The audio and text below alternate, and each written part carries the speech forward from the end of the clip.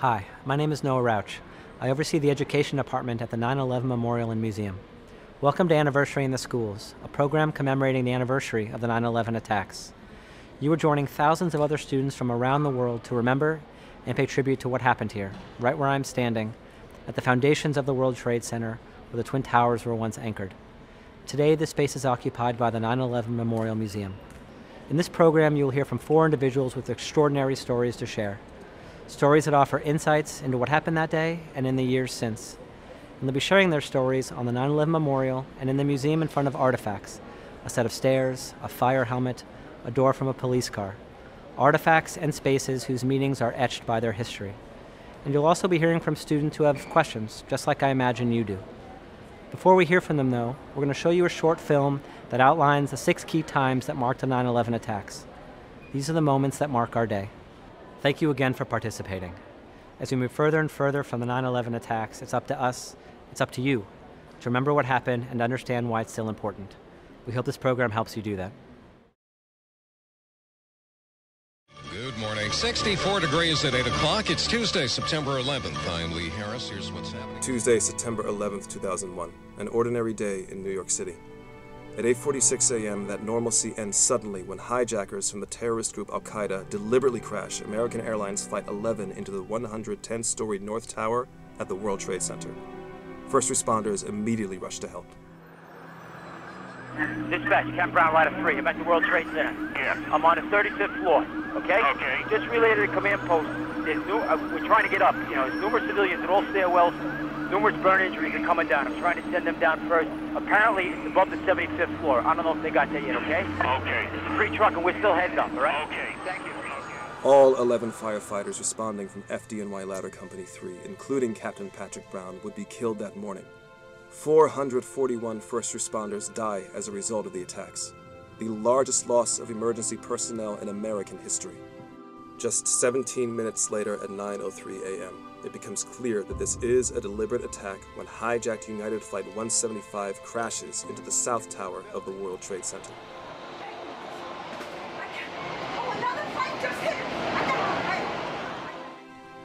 At 9:37 a.m., a third hijacked plane, American Flight 77, is flown directly into the Pentagon, headquarters of the United States Department of Defense in Arlington, Virginia. Back in Lower Manhattan, at 9:59 a.m., the unimaginable happens. The South Tower collapses. Meanwhile, a fourth hijacked plane heads toward Washington, D.C. Passengers and crew aboard United Flight 93 learn from phone calls about the attacks that have already occurred. With this information, the passengers and crew storm the cockpit. In response, the hijackers crash the plane in an empty field outside Shanksville, Pennsylvania, just 20 minutes from Washington, D.C. All aboard are killed. Back in New York City at 10:28 a.m., the North Tower collapses 102 minutes after being struck. On September 11th, 2,977 people from over 90 nations are killed.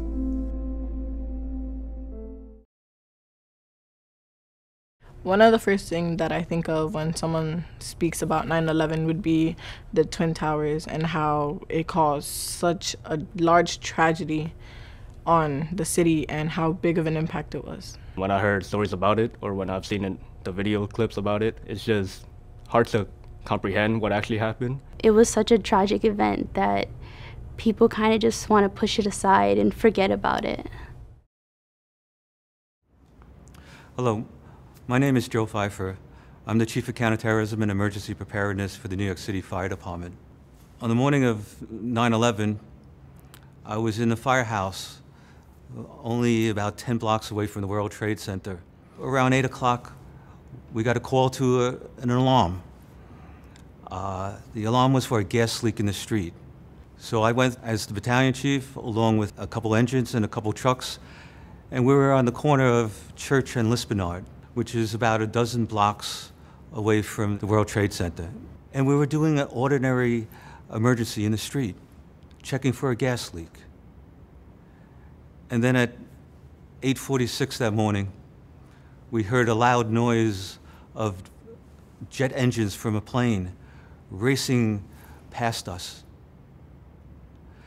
And then I saw the plane aim and crash into the World Trade Center. And at that moment, I knew we were going to the largest fire in our lives. When we pulled up in front of the World Trade Center, we knew that thousands of people were trapped, and we had to go in to help them. As I went into the lobby, I took command of the operations. And I could remember one lieutenant coming in, and he came in very quietly from Engine 33. And we didn't say a word to each other. We looked at each other with a concern. Are we going to be okay? And that lieutenant was my brother Kevin. And I gave him an order. I told him to go upstairs to help evacuate the building and then to rescue those that couldn't get out. And he slowly turned around, grabbed his company, and he started to climb the narrow stairs of the World Trade Center. And he did some ordinary things. As people were coming down, he said, "Don't stop. Keep going. You can make it out of here." And we know that meant a lot to people.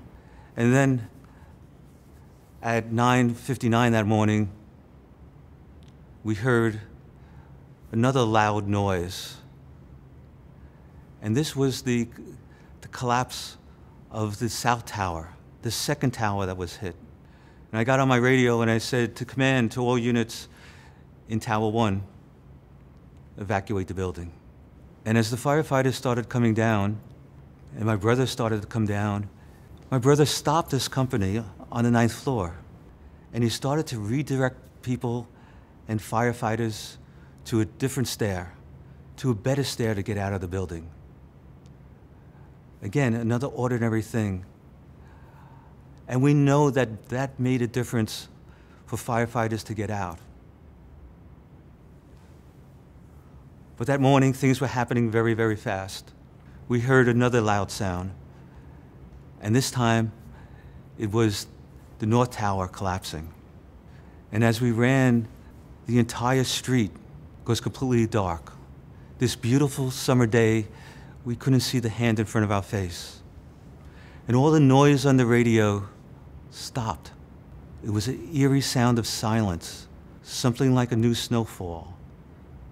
After the dust cleared, we walked back and we saw the rubble of both towers of the World Trade Center, both 110-story buildings collapsed to the ground.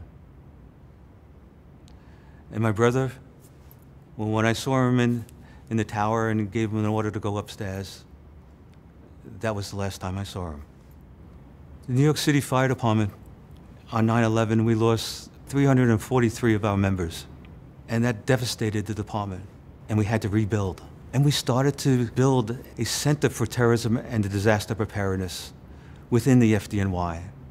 After 9/11, we learned we had to do 3 important elements: to connect, to collaborate, and to coordinate, to save those and rescue those who are in their greatest moment of need. It's important to pick a career that you love, because if you don't, it feels like a chore. You can't get a job if you hate it. It's good to have money, but if you don't love your job, that money doesn't mean anything. You want to be able to go to work every day and feel happy and knowing that you're doing something good for yourself, but for others as well. Hello, everybody. My name is Lolita Jackson, and I live in Manhattan. I've lived here since 1990, after I got out of college. So I went to a college called the University of Pennsylvania. I came from a very poor background and decided that I wanted to work on Wall Street. And I ended up working on Wall Street in the World Trade Center for a company named Dean Witter, starting in 1992. On 9/11, we were in a conference room because we were having a staff meeting. And during that staff meeting, I was supposed to speak. And I was actually next up to speak. And I'm not a morning person, probably a lot of you aren't either. And so I was looking out the window when, unfortunately, the first plane hit the first building. At that moment, we all gathered ourselves together and we started to leave the floor. We had been trained to leave a certain way, to get cups of ice and water, to grab your belongings if you were walking past them, to check all the interior bathrooms, and to listen to the people who were the fire marshals. We started making our way down the stairs, and I was with one of my close colleagues from work named Thomas Swift. We started walking down the stairs and got an announcement in the stairwells telling us to go to the nearest elevators and take those elevators down to the 44th floor. Thomas decided at the last minute to go call his wife, and he did not take the same elevator that I did. When we were on the 44th floor, that is when we got hit by the plane. That floor had no windows. It was called a sky lobby, so we could not see the plane or see anything that was happening outside. We just felt the impact, and the building just moved, and then it moved back. It felt like it was falling at the time, and I thought I wasn't going to make it out. Once the building righted itself, we all then began to leave, and I started to leave down the closest set of stairs to where that had actually happened, so there weren't many people in that stairwell. I went down 44 flights of stairs in 10 minutes. Was able to get out of the building at 9:26 and went about a block and a half away. And my friend, another friend of mine, saw me in the street and told me I should go home. I was able to get the last subway train out of that particular subway station and was underground when the buildings fell. My friend Thomas, unfortunately, did not make it out of the building because when he went to call his wife, he was in an elevator 2 minutes later, was in the elevator by himself when the plane hit the building and the cable snapped, and he unfortunately did not make it out. That was really something that was very harrowing for me, and I went through a few years of trying to figure out what I wanted to do, and I realized if you could get killed going to work, you better really love your job. So I quit. I left Wall Street behind, and I took a year off. Thankfully, I had enough money to do that and did everything that I loved to do outside of work. And I knew that the next thing I was going to do with my life would come out of that. And so I've now worked for the New York City Mayor's Office for 12 years. I've changed my life, I've changed my career. I helped work on some significant projects for New York City. So I really feel like I was able to change my life and the life of others by this tragedy that happened to me. And it turned into an opportunity for me to really rethink who I was. And my friends who all went through this together with me, many of them also changed their careers, and many of them feel the same way. And we actually gather once or twice a year to talk about that and talk about how this really horrible thing and our friend dying actually made us all closer and made us better citizens of the world. Thank you. As a first responder, you're literally stepping up to the plate. They're the first ones on the scene. They're dealing with the immediate effects of what's going on. They're the ones that are focused. We need people who are brave for us when we can't be brave enough. If you looked at the Twin Towers, you would think that no one would think of walking up 200 flights of stairs just to bring someone down the stairs. And that's really what happened during 9/11. Hi, my name is Scott Strauss. I'm a retired detective from the New York City Police Department. I became a New York City police officer in 1984, and I retired in 2004. On September 11th, 2001, I was assigned to Lower Manhattan. I worked the midnight shift on September 11th, and working in until about 8 o'clock September 11th morning. I was on my way home from work when I heard about one plane had struck one of the Trade Center towers. I knew then that we were under attack, and I grabbed some clothes and I immediately ran back to my car and raced back into Manhattan. I got to where I worked on 21st Street with all the other off-duty police officers from my unit. It's a specialized unit. We handle everything that the regular police officers in the city can't handle. We grabbed our rescue equipment and we drove down to the Trade Center. We pulled up to the Trade Center just as the second tower finished collapsing. We started to regroup at City Hall. Those of us who were assigned to the rescue operation were assigned certain spots of the Trade Center, what was left of it, to start searching for survivors. About 5 o'clock, 5:20 or so, Building 7 came down. At that point, those of us on the rescue pile were pulled off the pile and asked to regroup, get a head count, see if we were missing anybody else. We walked around to the side of Liberty, on the south side of Liberty Street, and started searching some of the buildings there. It was then a firefighter yelled to us from the pile, the actual pile of the Trade Center, and said that there were 2 cops trapped in the center of the pile. So we started climbing and running into that direction. I jumped down into this hole, and there was a former Marine there already in that hole. And then a paramedic, Chuck Sirica, came in, and then one of my partners, Patty McGee, came in. We could hear the one police officer, but we couldn't see him. Chuck climbed down about 30 feet on an angle, going through twisted debris, and he saw police officer Will Jimeno from the Port Authority Police Department. Will Jimeno was buried up to his neck, laying on his back, completely encased in rubble. To get to him, we had to crawl through an opening with our hands above our heads, a very tight, small opening. We had to pull ourselves in, and we had to start to claw away at the rubble. The rubble that we were in was shifting. It was on fire. It was hot. The smoke was so thick that there were times when I was literally face to face with Will and I couldn't see him. And all the time he was telling me that we had to get to his partner. Don't worry about me, get to my partner. My partner's gonna die if you don't get to him. Get to him first. We didn't realize there was anybody else in there with him. We didn't hear any voices. So we kept telling Will that the only thing we could do is work on you and then we will get to your partner. There came a point where now Sergeant John McLaughlin, who was unconscious at the time, started to speak. We didn't realize what was happening. When he started to speak, we said, "Who is that?" He says, it's Sergeant McLaughlin. And Will said, "That's my partner. That's who I've been talking about." Sergeant McLaughlin was buried deeper than Will was. We were going to get him out first and then get to the sergeant. We wrapped a pair of extenders around his chest and we started to pull him out. He was yelling that his leg was stuck. They passed down a battery-operated set of Jaws of Life. And there was a gap now of about 6 to 8 inches between Will's chest and this massive cement slab that just kept going on, which is above his chest. I took that set of Jaws of Life, I jammed it through that opening, and I pushed it onto his other side. It creaked, it groaned, the cinder block wall started to move, but not enough. I backed out and I said, it's not enough. It's not enough. The Jaws didn't have enough throw, an opening to move the wall. Chuck Sirica climbed in, and he threw some chunks of cement in the opening, and he said, try that. He backed out, I went back in, adjusted the tool, and it worked. The cinder block wall cracked, nothing came down on top of us, and we started to pull Will out. Then he was screaming that his foot was stuck. On his foot was a piece of rebar that was holding his foot down. Patty McGee finds a small piece of bent rebar, passes it back to me, and with one arm stretched right out in front of me because I was laying on my stomach, I stuck the rebar in between the foot and that other piece of rebar, and I tried to lift it up and grab his leg, but I couldn't do it. I didn't have enough leverage, and I couldn't reach him. Chuck Sirica tried to squeeze in, he could squeeze in an arm, and as I lifted up the rebar, he yanked on Will's leg, and we got him out.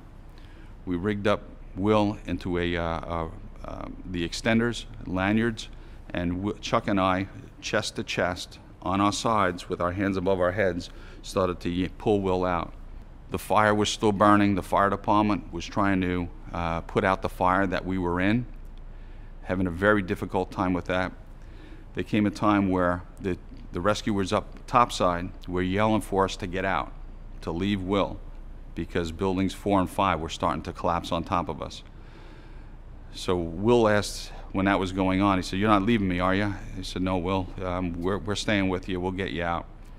So we defied orders to leave. There's no way any of us could leave. There was no way I could go home and face my family, my boys, when I left him in there and John in there. They have families too.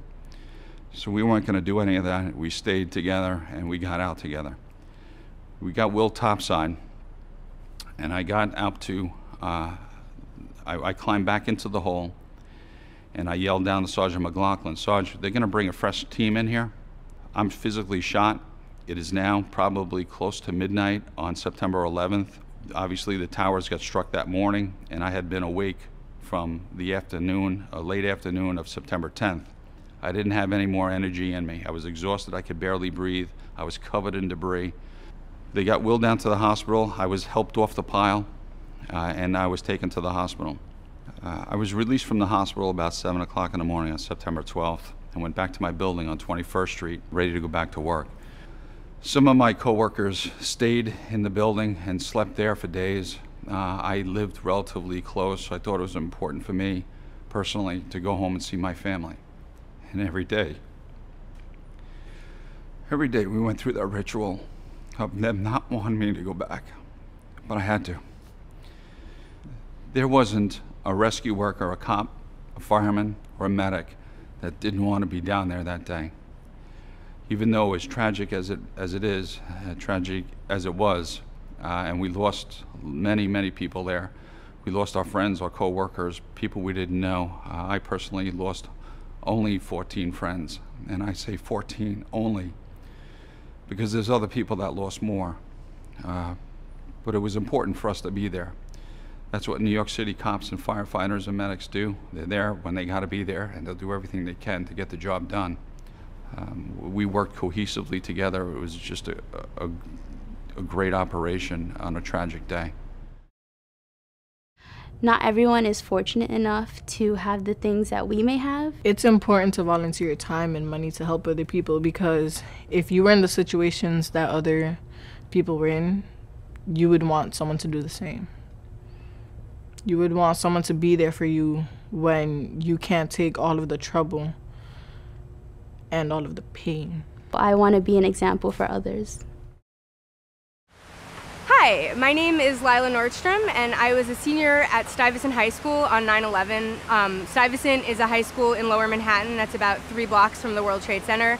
And on 9/11, I was in my first class of the day, which was an architecture class. We were learning how to draw straight lines when the World Trade Center was hit, and then we spent the next 45 minutes continuing to learn to draw straight lines because our teacher taught through the entire thing, even though we had a full view from our windows of the events as they were happening. We were told that we were evacuating, and I was one of the first people out of the building. About the moment that I stepped outside of the school, the second tower fell, and so everybody just started running. And it really did look like just an antenna going straight down. It was a really bizarre sight. But another dust cloud started rushing towards us, and so people started running, and I ran into my gym teacher when I ran out of breath. And she asked me if I could swim because we had been hearing radio reports that a lot of other buildings were being hit, that there were other planes in the air that were potentially going to hit the Empire State Building and some other buildings in Midtown, and she thought we might have to swim to New Jersey. I'm a native New Yorker. I did not know how to swim at all, and I was really asthmatic, so that was a terrifying idea, but she said that she would swim me there if we needed to. So we were making vague plans to swim to New Jersey as we walked uptown and kind of accumulated more students. And then eventually, when we got to about 59th Street, we split off into 2 groups, one group that was going to Queens and one group that was going to Brooklyn. I followed a friend to Queens, so we walked to Queens. We walked about 10 miles to get there, and I spent the night at this friend's house in Astoria. We didn't actually know each other that well. We'd been in homeroom together, but we had not really been close friends, and so I just sort of showed up at her house with her, and we watched the news all night, and then her brother took me back into the city the next day where I met my parents. We returned back to our school building on October 9th, which was less than a month after the attacks. We went through about 5 police checkpoints to get into the school building, and there was a lot of controversy over the air quality not being safe. There was a lot of discussion about whether we were being sent back too early, and there was actually a protest the second day we were back that parents launched at the door to say that the school wasn't safe for us to be in, that the air around the school was not safe for us to be breathing. So there were a lot of things like that that happened that were disconcerting, and parents started asking if it was okay if they pulled their kids out of school for a short period of time, because it was clear that the air wasn't safe once we were already down there, and we were told that we couldn't do that. I turned 18 about 2 months after 9/11, so for me, the events of that day really were a breaking point between childhood and adulthood, and because of that, my transition into college, which I went to next year, was a little shaky. A lot of my friends and I were having nightmares, and we were having a hard time connecting with people in college about our experiences with this event.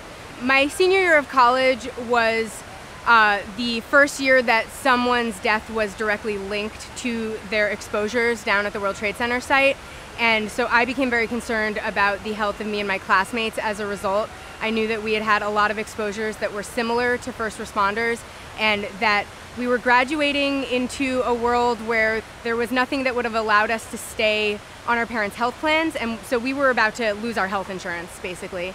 And that, plus our just general fears of having to make our way as adults for the first time, led me to start a petition on Facebook, which was brand new at the time, and asking friends of mine from high school to sign a petition that said that we deserved health care because we had been sent back to Lower Manhattan too early.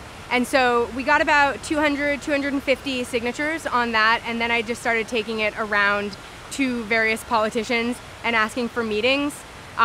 It was a really great way to turn what had been a really scary time in my life into something positive that gave me some forward momentum and was something where I felt like I could take control of the situation a little bit. So I started an organization called STI Health that continues to do outreach and advocacy work around the World Trade Center Health Program, because there's now a health program that treats 9/11 responders and survivors.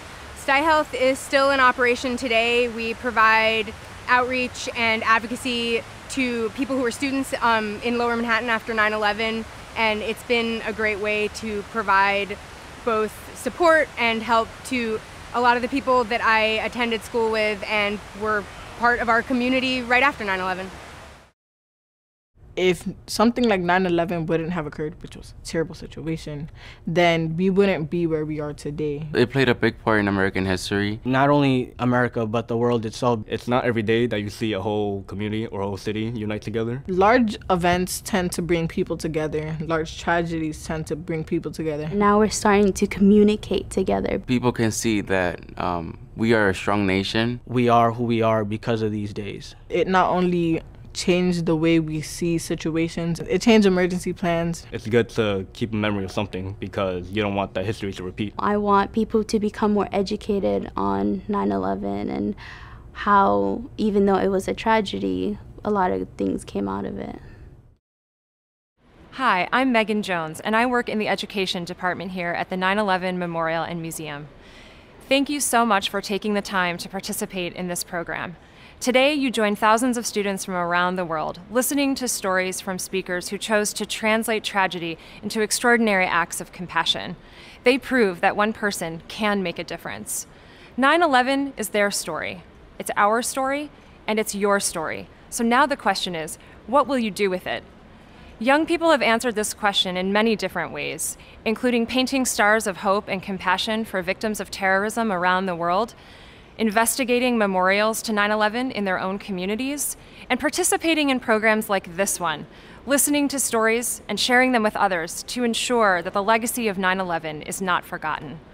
So as we conclude today, I encourage you to consider the question, what will you do? Share your thoughts, ideas, or expressions of gratitude using the hashtag 9/11MuseumEd. Together, we can demonstrate that a collection of small acts of kindness can make a difference.